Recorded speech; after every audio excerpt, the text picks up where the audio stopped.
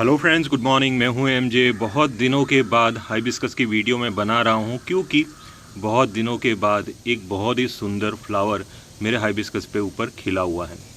अब मैं ऐसा क्यों बोल रहा हूं? अगर आप मेरे रेगुलर व्यूअर्स हो तो बाद में आपको पता होगा कि मेरे यहाँ गिलेरियो का इतना बड़ा इश्यू है कि फ्लावर खिलने से पहले ही वो फ्लावर को खा जाती है।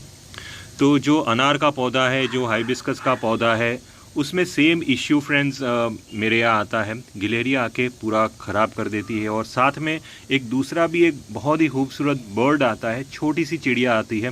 वो चिड़िया ये नेट के अंदर से घुस जाती है, ऊपर से भी घुस जाती है, उसके पास बहुत सारी जगह है, तो वो आके ये बर्ड्स को खा जाती है।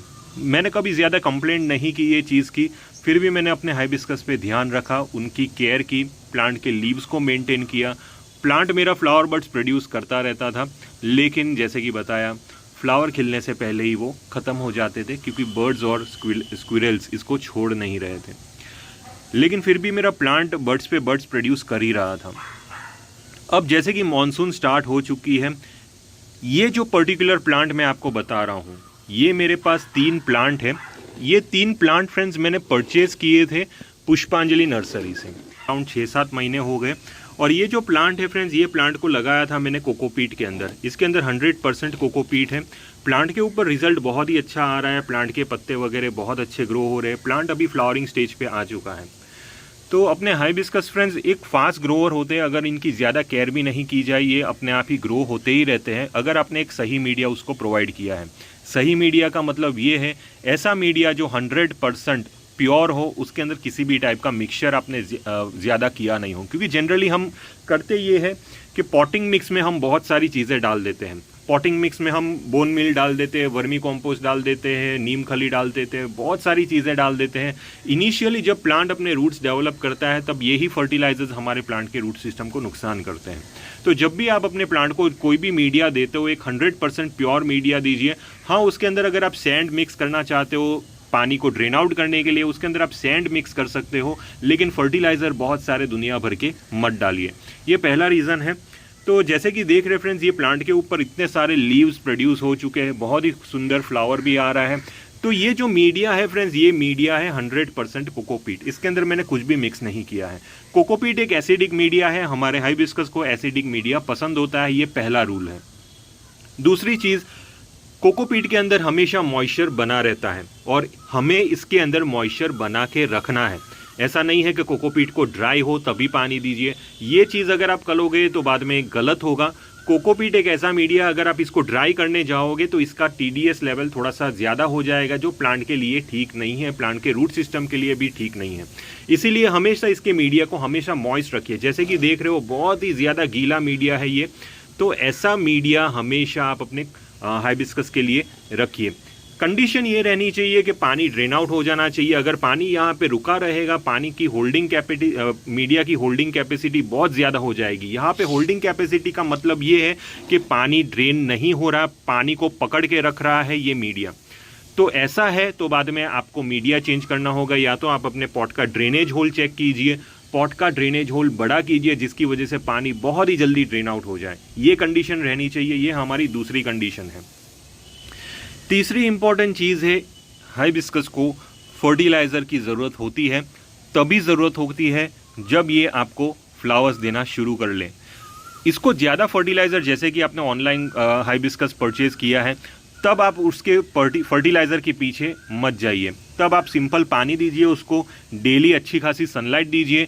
कोई भी ऐसे लोकेशन में रखिए जहाँ पे ये प्लांट को ह्यूमिडिटी बहुत अच्छी मिलती हो। मेरे यहाँ भी मानसून चल रहा है, 80-90% ह्यूमिडिटी है, प्लांट बहुत ही अच्छी ग्रोथ कर रहा है। ओपन में रखिए, प्लांट के ऊपर भले ही डायरेक्ट सनलाइट ना आए, लेकिन जो ब्राइट लाइट, जो सनलाइट की फुल ब्राइटनेस आती हो, ऐसे लोकेशन में ये प्लांट को रखिए। तो बाद में आपका प्लांट 100% ग्रो होगा। ये हमारी तीसरी कंडीशंस हो गई। अब सबसे इंपॉर्टेंट चौथी कंडीशन, जब भी आप अपने छोटे हाइबिस्कस को नर्सरी से लाते हो या तो ऑनलाइन लाते हो, कभी भी उसको ट्रिम मत करिए। हम क्या करते हैं कि जैसे ही कोई ब्रांच लंबी हो जाती है तो हम उसको काट लेते हैं। ये जो देख रहे हैं फ्रेंड्स, ये ब्रांच इतनी ज़्यादा लंबी हो चुकी है, सबसे लंबी ब्रांच ये है, लेकिन मैंने इसको बिल्कुल भी ट्रिम नहीं किया है। प्लांट के ऊपर फाइनली उसके ऊपर फ्लावर्स आ रहे हैं।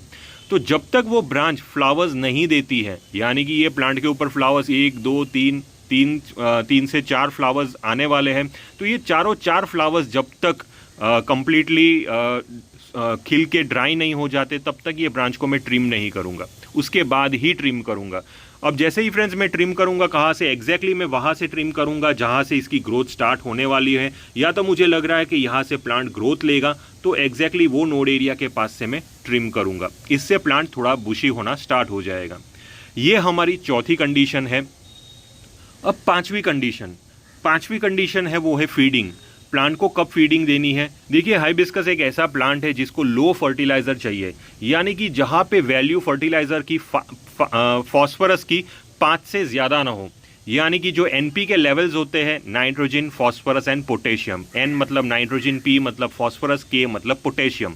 अब जो सेंटर वाला जो पॉइंट है, जो यानी कि फॉस्फोरस यानी कि पी, वो जो रेशियो होता है वो 5 से ज़्यादा नहीं होना चाहिए। इतना कम रेशियो फॉस्फोरस का चाहिए। अगर वो 0 भी होगा तो भी चलेगा, क्योंकि जो मीडिया आपने प्रोवाइड किया है उसके अंदर से भी फॉस्फोरस लेगा, जो आप पानी देते हो उसके थ्रू भी ये प्लांट फॉस्फोरस लेगा।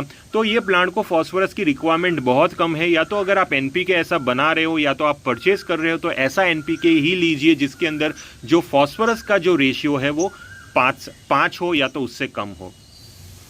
तो इतना फॉस्फोरस चाहिए, लेकिन ये प्लांट को चाहिए नाइट्रोजन और पोटेशियम, ये ज़्यादा क्वांटिटी में चाहिए। तो एन और के जो वैल्यू है वो ज़्यादा हो तो अच्छा है, जैसे कि 13:0:45, 13 इसका रेशियो है नाइट्रोजन का, 45 रेशियो है पोटेशियम का।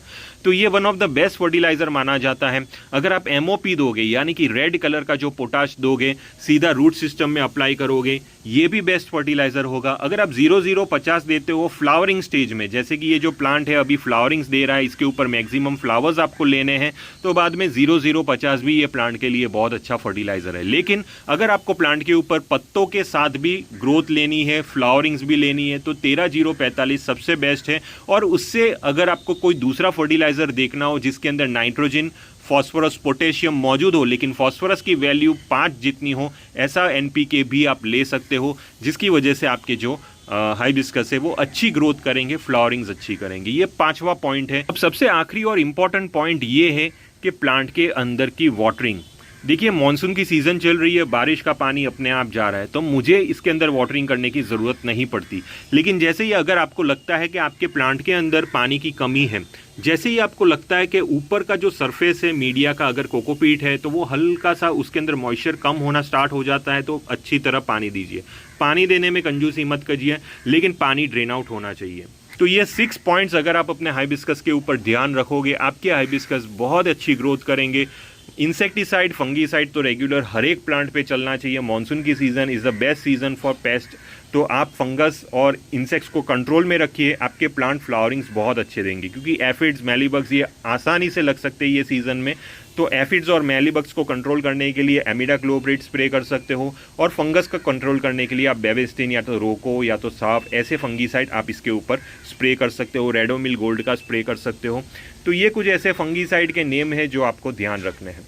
इसके अलावा ये 6 पॉइंट बहुत ज़्यादा ज़रूरी है जो आपको फोकस करना है अपने हाइबिस्कस के लिए। अगर आपको किसी भी टाइप का कन्फ्यूजन हुआ ये टॉपिक से रिलेटेड, तो आप प्लीज़ मुझे टेलीग्राम ग्रुप में कांटेक्ट कर सकते हैं। टिल देन के लिए थैंक यू फ्रेंड्स, और हैप्पी गार्डनिंग।